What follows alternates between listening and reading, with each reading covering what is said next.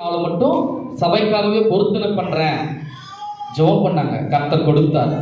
வாலிப பிள்ளைங்க தயவு செய்து கேளுங்க, கர்த்தர் கொடுத்தார்.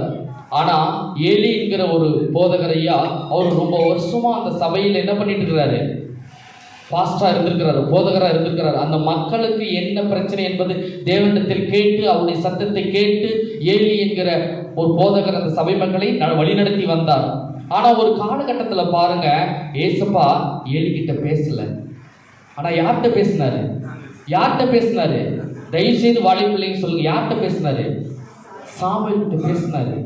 சாமுவேல் திகைச்சு நிற்கிறாரு. அப்ப ஏலி சொல்லி கொடுக்கிறாரு. என்ன சொல்லி கொடுக்கிறாரு? சொல்லுங்க இயேசு சாமி, அடியே கேட்கிறேன்றாரு. அந்த சத்தம் உங்களுக்கு கேட்கிறதா என்பதை நீங்க ஆராய்ந்து பாருங்க. வாலிப பிள்ளைங்க மத்தியில அந்த சத்தம் உங்களுக்கு கேட்கிறதா? உங்களுக்கு சித்தம் நிறைவேற வேண்டும் என்றால் தேவனுடைய சத்தம் உங்களுக்கு கேட்கிறதா? வாலிப பிள்ளைகளா, அருமையான தம்பி தங்கச்சிகளா, தயவு செய்து கேளுங்க. சாமுவேல் கேட்டாரு. ஆனா ஏன் ஏலிகிட்ட பேசல? ஏசப்பா ஏன் ஏலிகிட்ட பேசிட்டு இருந்து கட் பண்ணிட்டாரு? ஏன்னா ஏலி குடும்பத்திலே ஒரு பிரச்சனை. அப்ப ஏலி பிரச்சனை, ஏலி வீட்டுக்குள்ள இருக்கிற பிரச்சனைய சாமுவேல் மூலியமா என்ன பண்ணாரு? தீர்க்க தரிசனமா உரைத்தாரு.